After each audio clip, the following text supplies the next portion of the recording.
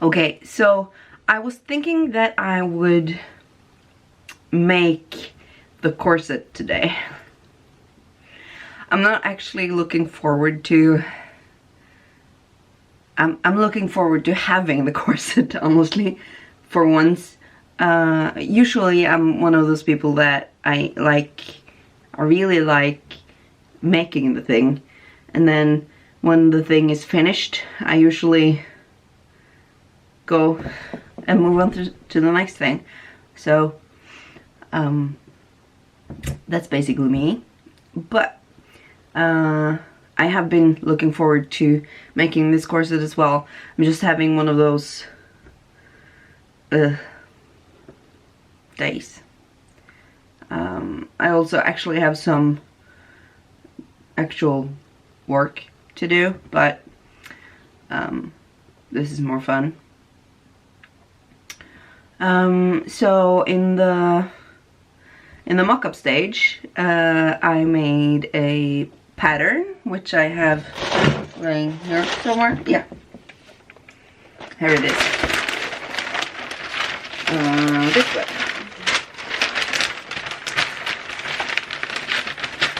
This is the pattern, and the lines on it are not visible enough for you to see right now. But after I made the mock-up, I have moved a few lines around just because well, I'm going to go get the mock-up. By the way, if you haven't seen the mock-up video, it might be a good thing to do before you watch this. I don't know yet. But anyway, this is the mock-up. It is a mess, but so here's the thing that happened weirdly with this mock-up. First of all, the cording. There are like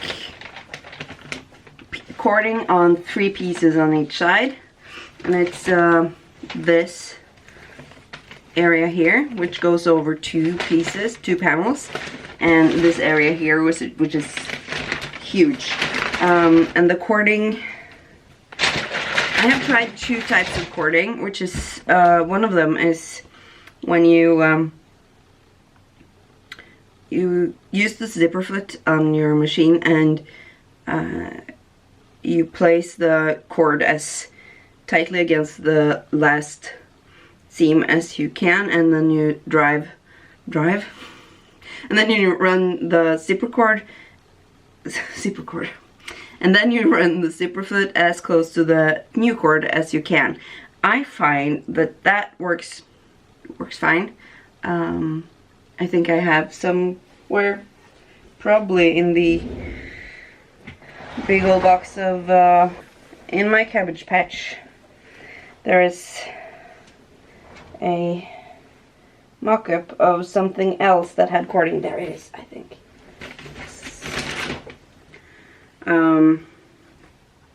This has cording. This is a mock-up from when I tried to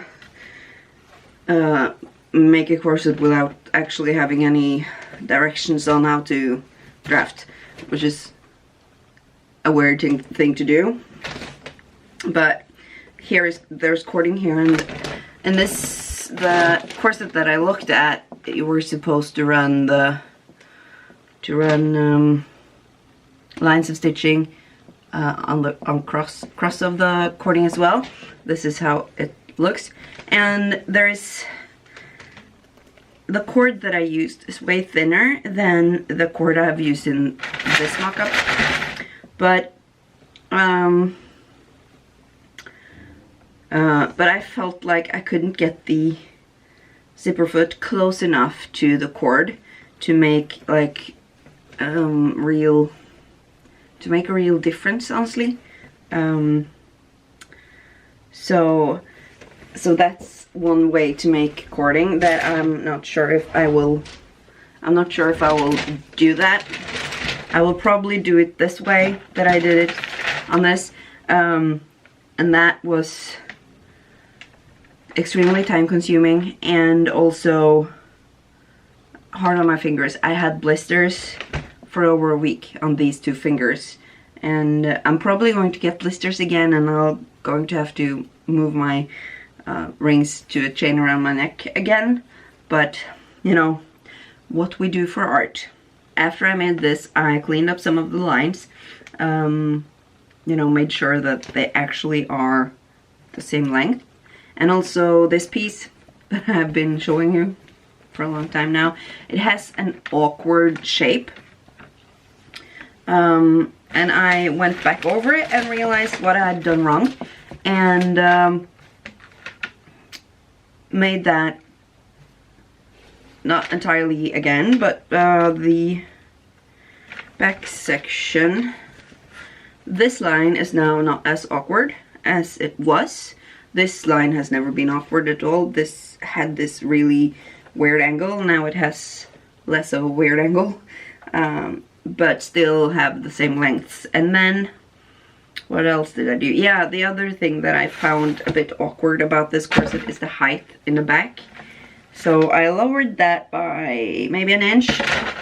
And then of course the rest of the corset, or a lot of the rest of the corset, has been altered to fit that. What else? I think I might have heightened it a bit in the front. So it's been lowered in the back and heightened in the front, but not a lot. It has been lowered like an inch in the back and around a centimeter in the front, I think. So, and that is why you make a mock-up. Now, I'm going to, well, the bones in this are the bones that I'm going to be using in the actual corset, and those have been set. You know, I had a problem with them curving a lot. If you saw my Instagram post about it, I asked for help on that, and some of my friends came to my rescue and told me to use a lot of steam and then just bend them into shape. So I had this one on the dress form for a long time after having steamed the bones, and they have flattened a lot after that, which is nice. It's nice having friends who tell you what you want to know. So I will rip the busk out of this, and then there's the problem with the eyelets. It'll probably be a few days until I start on the pieces that has the eyelets. So it's, I'm guessing that I will have to think about that a lot. I hate making, or I hate the metal eyelets. I hate putting them in because I always do something wrong and they get wonky, or they destroy the fabric, or any number of things really. So I was thinking I might make eyelets by hand instead, but I need to find out exactly how. On the mock-up I've just punched holes in it, and yeah, that's what I did on this. This is big. But yeah, so on to fabrics. So here's the piece of silk that I fell for when my friend and I went to the dealer, our dealer, Rainbow Fashion in Oslo. This silk, I fell for it because of the, what do you call it, brocade kind of pattern, weave in this. It is a little too thin to make a corset out of, so I have to interline it with something, and so I went on the big ol' internet to So Curvy. I'm going to link them below because that is where I've gotten all my corset supplies since I've made my first corset in like 2016, or no, even before that. Yeah.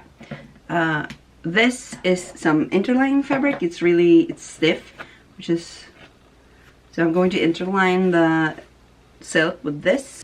So this is the interlining, and then the book says that the original corset is lined with a white cotton.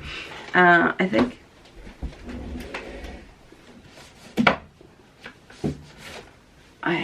think that's what it said. Yeah, lined with white cotton twill, it says. I marked it in here.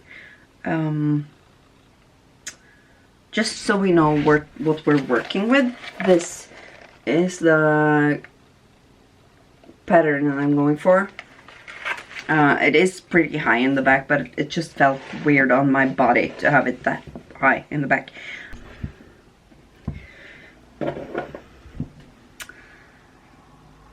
So, I was sitting here working on my cording and had used a stopwatch to find out how fast or slow this is going, and after 2 hours and only 1, 2, 3, 4, 5, 6, 7 rows done,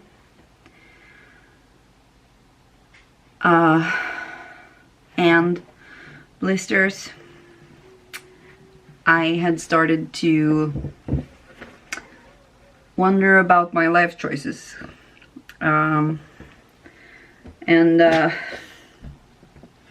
So I reverted to the by machine sewing. You cannot see this. I have been cording by the machine. You use a zipper foot. You'll use a zipper foot and just place, sandwich the cording between, sandwich the cord between the layers that you need the cord to go between. Right. Yeah, that was a long sentence. Anyways, and you use the zipper foot and you try to sew as close to the cord as you can without actually sewing through it, and then this. Now this isn't done, it's supposed to go all the way down on this piece, but let me just do this next to each other. So it's the same cord. It's the same cord that has been used, but on this piece that I have been cording by hand, the cording channels are way thinner, and I think that's prettier, because on this, you know, the cord, on this you shove the cord in and you don't really, well, you decide how wide the channel is going to be, and then you shove the cord in there and it's a tight fit, and but in the end it's really good looking. I really like the way it looks, and also the way it feels. It feels sturdy in a way that this doesn't. This is done by machine, and the cord gets to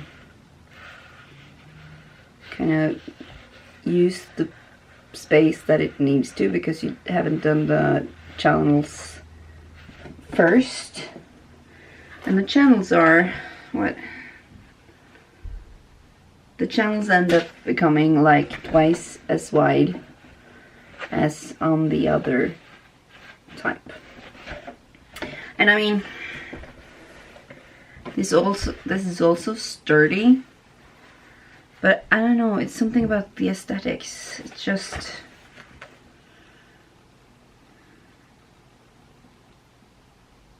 maybe if my cord was a bit thinner, I would feel differently.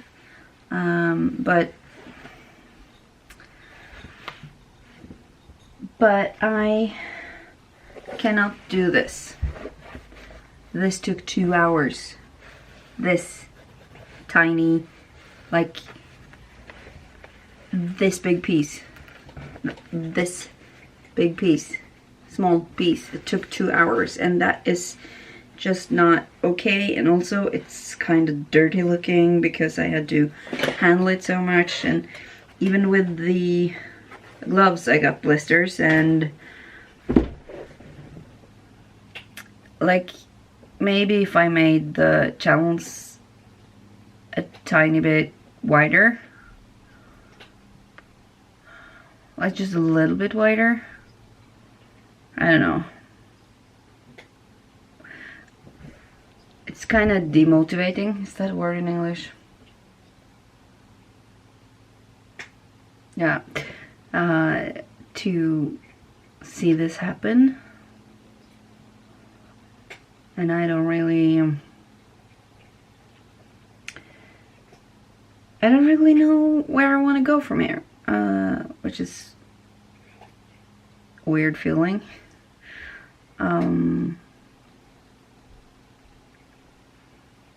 So like, I want to make cording. I really like the look of cording. So maybe I should just think of this as a cording mock-up and do some tries. Now I have tried doing it with the zipper fit, and maybe I could just see if could just see how it turns out. If I do a channel that is thinner than these but wider than these, if that works out better. I mean, because this is getting dirty. It's been handled so much. Also, it feels like the gloves I was wearing kind of dirty, or the needle, or something is making, maybe just the oils in my hands. Something is making the fabric dirty. That is also not what you want.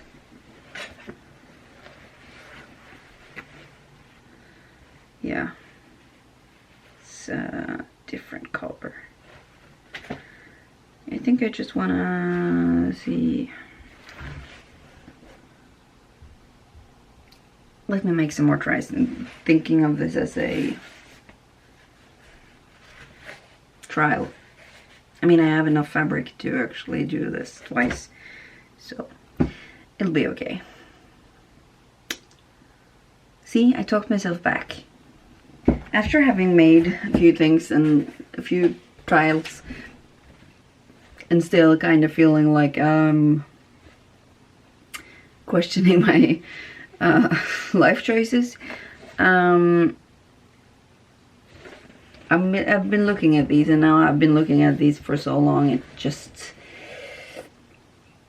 yeah. Okay, so anyways, these, I started marking the channels on the wrong side, which is something I didn't do last time, and that I realized that I probably should have done. But anyway, so these are 5mm apart, and these are 4mm apart, and out of these two, I actually like this one way better than this one. But then I started looking at these made with the zipper foot, and now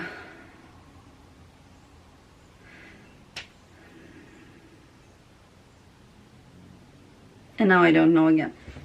It's because these that are made with the zipper foot has this, it has this nice, I don't know how to say it really. It has these nice, it has kind of a nice ripple effect. I'm not sure if I can really actually show you.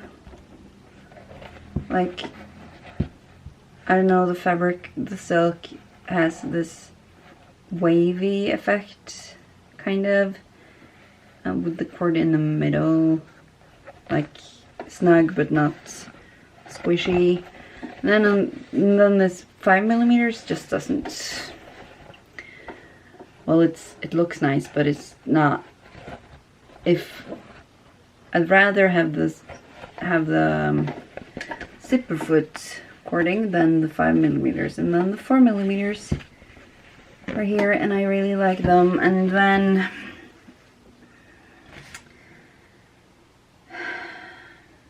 I'm just sitting here looking at them because it's and now we start over. Great. I have no idea if this is the right place. So I'm done with the cording. All corded. Now there's only cutting the rest of the things, and oh god, this silk frays so much, and I don't have a pair of pinker scissors, so I'm going to have to zigzag it. So the cording is done, and now there's cutting, and I have moved myself downstairs because it's so messy in my sewing space that I really don't have any area to put fabric down on to do some extended cutting.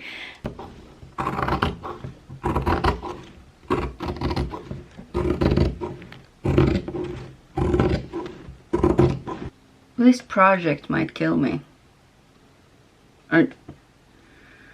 That's a bit over dramatic, but that's how it feels. But let's just do it, because that's how this works. We just do the thing. I need some more natural light in here. That's better. After having some food, some tea, and some energy drink, I have been watching a few videos of people making their corsets. People that are better than me in making stuff. Well, most of the time. And I have learned from there. I have learned from what they call their mistakes, and decided on how I'm going to do this. And the main thing that I take away from this is how to make boning channels that are, well, easier than I have been thinking that I need them to be.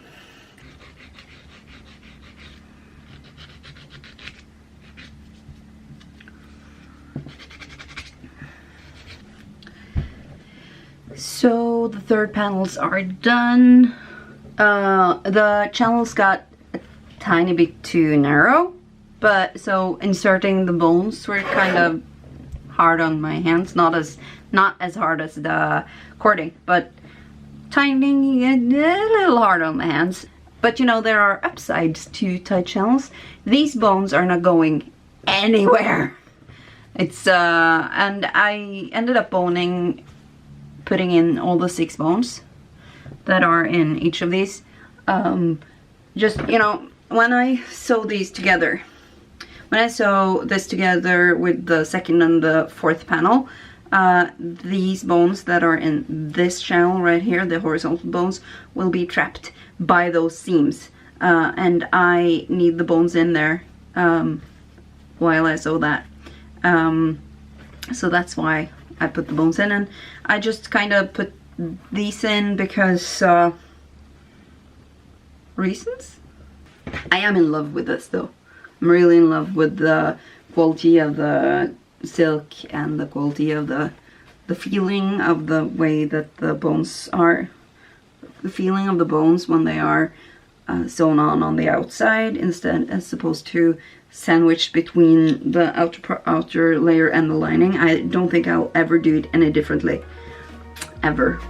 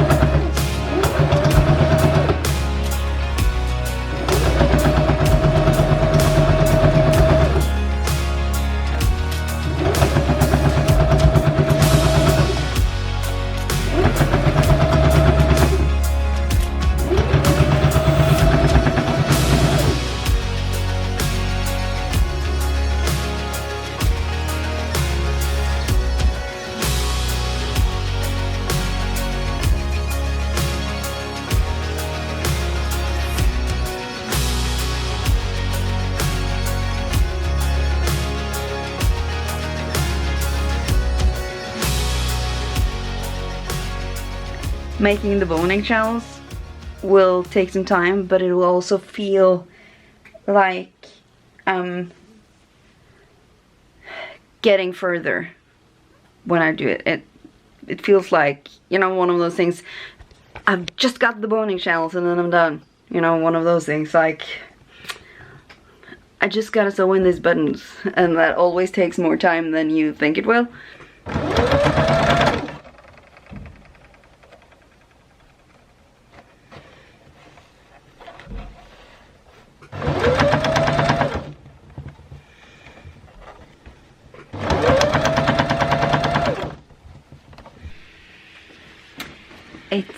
It's October, so that means we're gonna turn the calendar, because that's the thing I do apparently. September, October has, are those bats? Yeah, those are bats with Hank and John Green's faces on them. That's weird. So last night I spent a good amount of time and a good amount of hurting my fingers on basting the boning shells in place, because I just decided that when you baste something in place, it stays there in a different way than when you just pin it.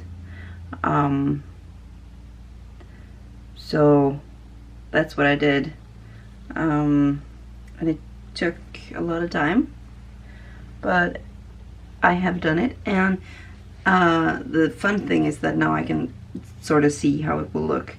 And I've got like one piece that are like, why are you such a mess? Like, let's just sew the thing, because if I sew the thing, I will finish the thing. And I will love it when it's done. So.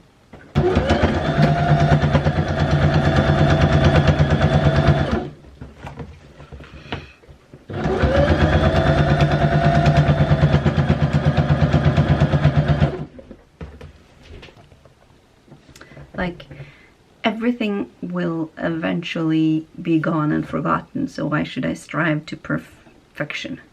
But at the same time, everything will sooner or later be forgotten, so why shouldn't I make it perfect? Like,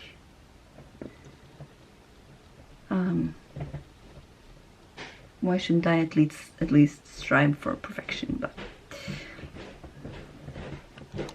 welcome to Monday. So I was pretty disheartened on Friday.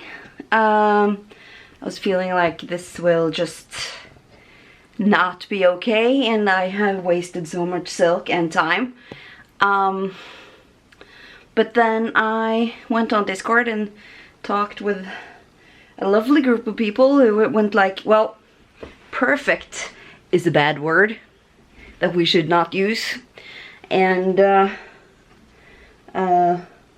maybe we could just take a break from it. And so this weekend I did not even go into this room.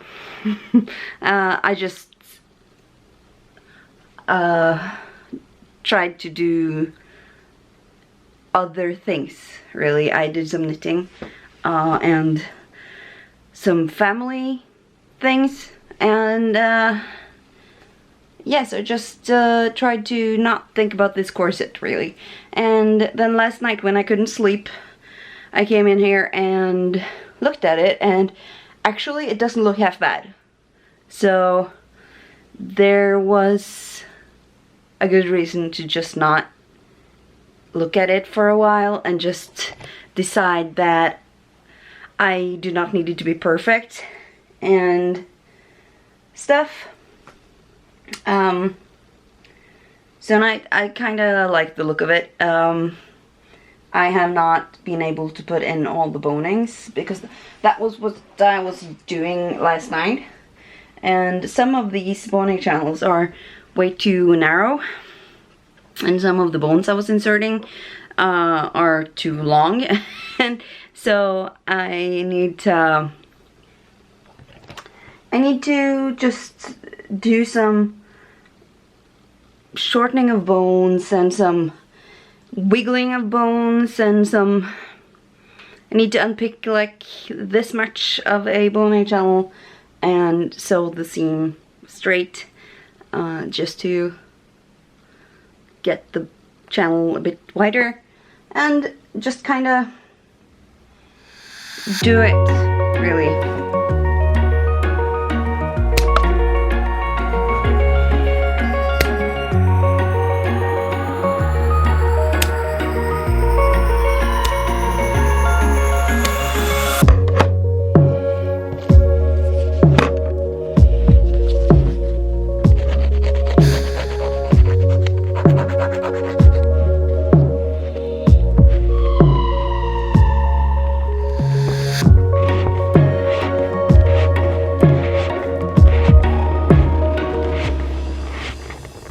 All the bones are in the corset, and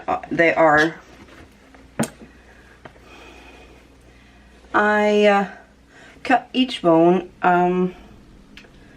3 centimeters shorter than the channel, and which means that I'll have 1.5 centimeters on each side to make room for the binding that I am making today, and some flossing. So I am nearing the goal here. And also there are like a ton of just small synthetic whalebone pieces on my table, like a lot of them. They go in the trash because no one can use any synthetic whalebone that is this big. At least I won't be able to. Then of course I will show you how big 3 centimeters is. It's this much. Now I'm going to make bias tape probably out of the rest of the silk. I am going to use a method of making bias tape that I learned from Hat to Hem. I will link the video down in the thing. And it was like, when I saw that tutorial, I was like, oh god, of course. It's like, that's the way you do it. And because we've all been making bias strips and using way too much fabric on it, and this is a way that you can use the exact amount of fabric that you need. And that is, I was like, and we thought that we would never have any use for geometry. You know, we mocked our teachers. We mocked the curriculum in high school. It was like, why would we ever need any geometry in our lives? And I'll tell you right now that I think that of all the things in math that I learned in school, I think geometry is the one thing that I have used the most. But bias binding, I am using the rest of the silk. I think it's like just about enough. But I will do the calculations to find out. And I have this thread. I think it's just about enough. So here's what you do first. The first thing, the calculations is, I think that Hat to Hem made them extra easy if you don't know a little bit of geometry. First you measure out the length of bias binding that you need, and then you decide on what width you need. You know, if you want to turn it under, you need double the width that you want to end up with. By multiplying the width of the bias binding you need and the length of the bias binding you need, you find out how much fabric you need. It's area. And then you make a square out of your fabric that has that area. And that is the geometry involved.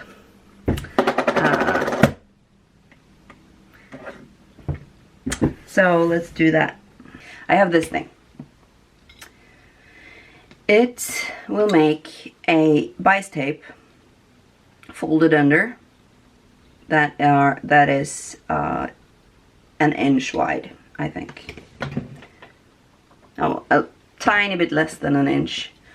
You make your bias binding 2 inches wide.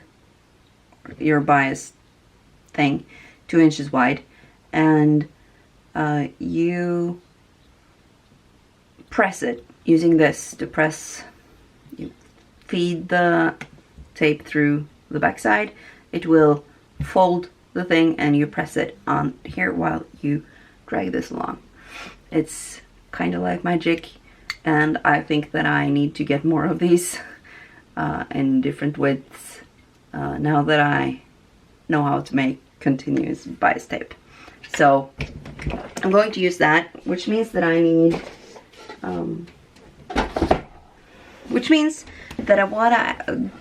what I am going to cut is going to be 5 centimeters long. So I need to multiply 272 by 5, and I don't want to think about doing that in my head.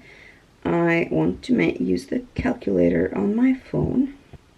Remember how much bias tape I said I need? This is the piece that will give me like 2 meters of bias tape.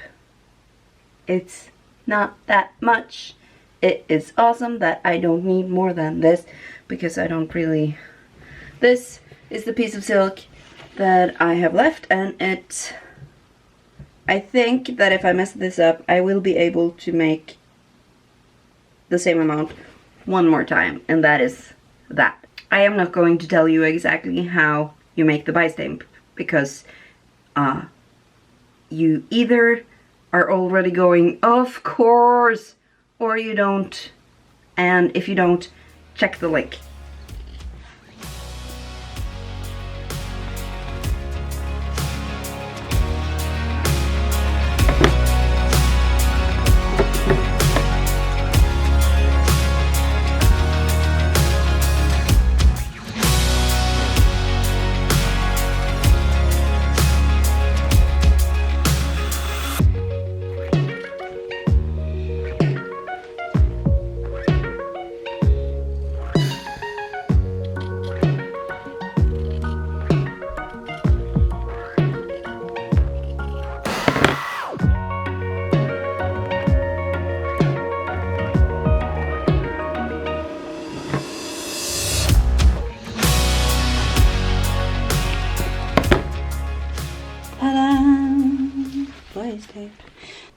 So if you make this, if you make continuous bias binding like this, I will suggest that you calculate that you need like an inch or two more than you actually need, just on the safe side, because your seam allowance when you sew together these things will have a say in how much tape you end up with. That's just a piece of the math that you can't actually account for. I have made bias binding this way before and not have it line up exactly, because I didn't think of that when I made it. So just, oh, my hair is getting greasy. Good thing it's wash day soon. But yeah, let's use the magic thing and press this into a foldable bias shape. So here's what I do. I feed this through this, like this, and I'm probably going to need something to, yes I need, using like a pin or something. I make sure that I can get this out like this. And now,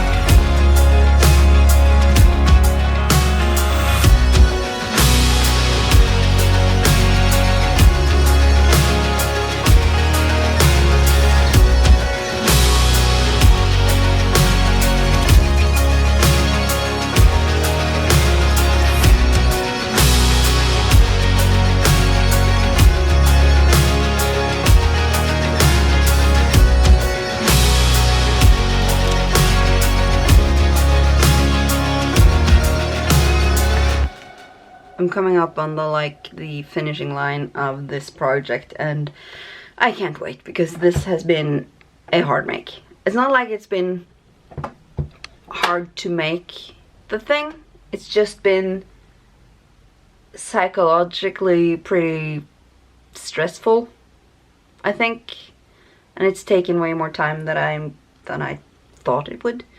But I we shouldn't say only, I have sewn on the bias tape, and what I'm going to do now is I'm going to fold this over like this and then fell it down by hand on the back side or on the inside. So I'm going to fell it down like this and on all four edges of the thing, and then I'm going to lace it up and show you what it looks like.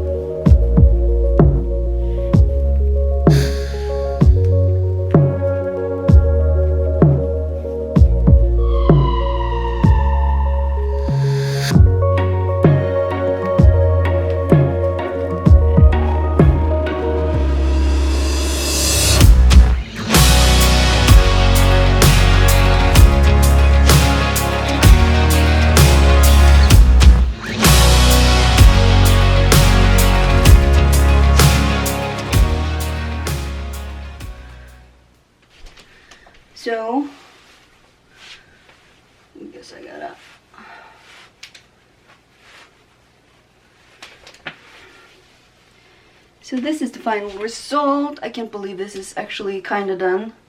It is. I love it. Although, if I were to make this, and once again another time, I would probably use less. I'd probably interline it less, I think. Maybe use a different kind of fabric for the fashion layer, because this silk was so fiddly, and so, you know, it's just extremely hard to work with, actually. It might just be me, but... And also I think I would try to account for my asymmetricalness better. I might just pat it a bit as it is now. And I kind of understand why it was so high in the back, you know, to begin with. Because I kind of need more around here somewhere. But I really, really like the look of this. And I kind of just want to recreate my favorite pictures of myself in my underwear at the moment. So, you know, please excuse me while I pose. I think that's enough, don't you? Yeah. The next step on this exact corset is to do those trimmings, and that'll be kind of fun because it's I'm going to do some bobbin lace, and I'm going to do some other kind of trimming. Like I want to do well, there needs to be some flossing, and I want to do a bobbin lace up top and all that good stuff. But that'll be another time. That's it for this video. Like and subscribe and those kind of things if you want to. I'm Anne, and this has been my approach.